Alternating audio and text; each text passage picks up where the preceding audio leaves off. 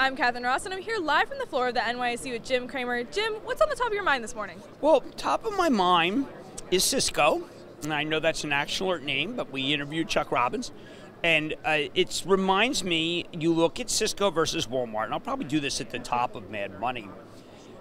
There's a company with 275 million people go every week, and the numbers are extraordinary, and it's domestic, and that's kind of what this market wants. And then there's another company that's levered to the gross domestic product of the world and the corporate level, which is obviously in the crosshairs of everything from Brexit to the China trade talks. And that's exactly what the market doesn't want. So what you have to do, like bull market fantasy, what I do, is that player so cold that you should grab them, or do you go continually with the hot player? And what I'm saying is that maybe Walmart is Christian McCaffrey. He just delivers and delivers and delivers. And Cisco's become a very episodic company, a hit or miss player. I could use any number of the Philadelphia Eagles, unfortunately, to say that.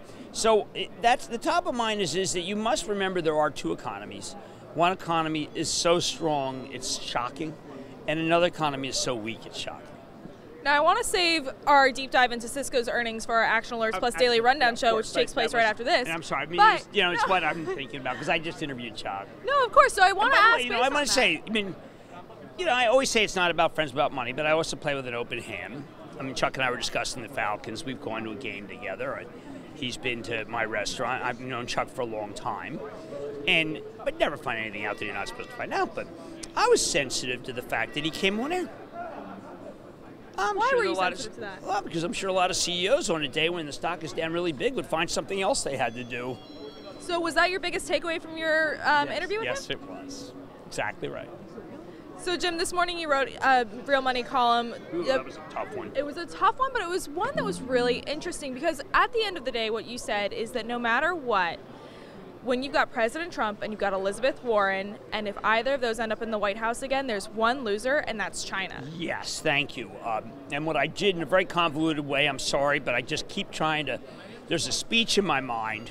I shouldn't say it's common. I did my best to write it, obviously.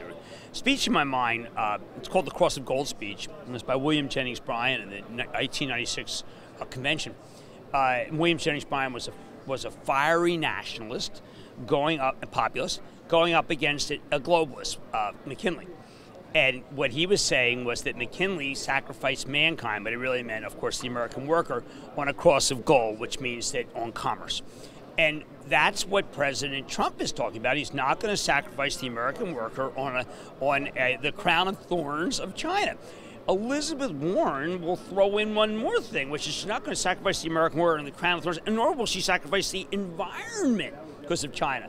So I know everyone thinks that China is all-powerful and all-seeing. That's completely wrong. People make mistakes. I mean, that's what people don't get.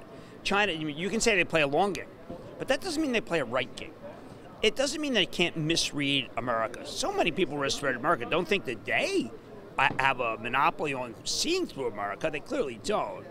And I don't think they understand, and haven't done the work necessarily maybe, that Warren is very much like Navarro. They don't understand that. They don't understand that there could be such a person like Navarro who basically is tired of selling out the American working person and is serious about dumping fentanyl, and doesn't really understand a person like Elizabeth Warren who has become a populist, obviously with the billionaire ads, and they're misreading the mood of our country. And the mood of our country is, wait a second, prices at Walmart haven't gone up, which is true. Prices at Costco, slightly. Prices at Target, slightly. And Amazon down. So they don't know what's happening with China because they don't feel it. In the meantime, the government is accruing revenues from the tariffs. So if you're President Trump, here's what you're saying.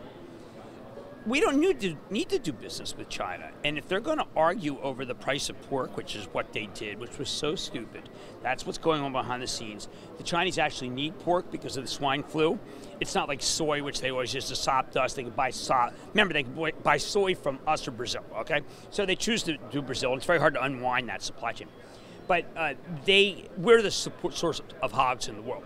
So they're playing hardball with the President of the United States over the price they'll pay for hogs when they need hogs really badly. So the President basically in the last 24 hours said, I'm done. I'm really done. Now, maybe we can fast track if they give us something, but that was an outrage. And I mean, I just think it's an outrage. And what the Chinese don't recognize is that Warren would think it's an outrage. So they're misplaying their hand. It may be a long hand. They may be playing their hand in a long game, but that doesn't mean they have the right hand. And what you really want is the right hand, not the long hand. And for more on your take, you want to continue to play. You want to continue to hit on 18 because you play the long game in blackjack. Well, guess what? You're going to lose. You don't hit on 18. Sometimes you know, when the dealer has, unless you're feeling when the dealer extremely has lucky. a king, you could argue, well, maybe I still would never hit on 18. But they're hitting on 18, and they can do it all they want and play the long game with that, but it may not be the right game. Jim, this is what I love working with you, because you just summarized a trade war into a game of blackjack and made it digestible. I love blackjack, and I have a very good memory for cards. There were periods in my life, not now because I'm too busy, where, I mean, after my mom died, she died in '85, I couldn't get my mind off how sad I was. So I went to Atlantic City, and I played for 24 hours. And I realized I can remember the cards.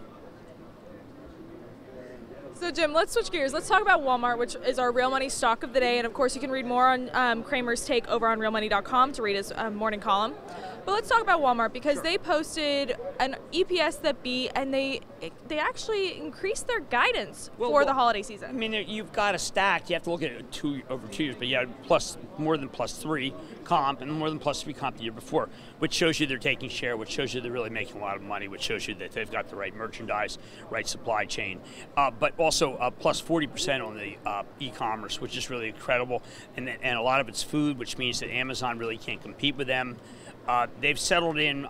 Now, if I were to sit down with Doug McMillan, the first thing I would ask was, Doug, how much of this is the recognition that you must pay people more so that there's no turnover, and so therefore people know the stores well, and you have great managers because they're not being stolen by other guys? Because when I go to my Walmart, I see a clean, fresh Walmart with people who really know what they're doing and familiar faces, which is not unlike what you had at Costco. So I think that Walmart, by treating people better, is doing better. It's a nice story. I gotta ask, is Walmart showing that this holiday season is going to be pretty merry for retail? Well, I think that, remember, Walmart represents, when you go there, it's not like they represent wealthy, but I think that people are spending, and I think Target will be more of a tale of that. You know, Kohl's, there was a piece of research today, a bump in Kohl's price target by Wedbush, I believe, and that was interesting. We own that, because that almost is like you do that when you think something's about to happen. You don't want to look like an idiot. All right, Jim, we've got a really exciting show coming up on bullmarketfantasy.com live at 10:45. Head on over to bullmarketfantasy.com. And we got some great questions from the Ask Cramer segment that I'm really excited to ask you. Absolutely. All right, guys, thanks for tuning in. Jim, thanks for joining. I'm Catherine Ross, and we'll see you tomorrow.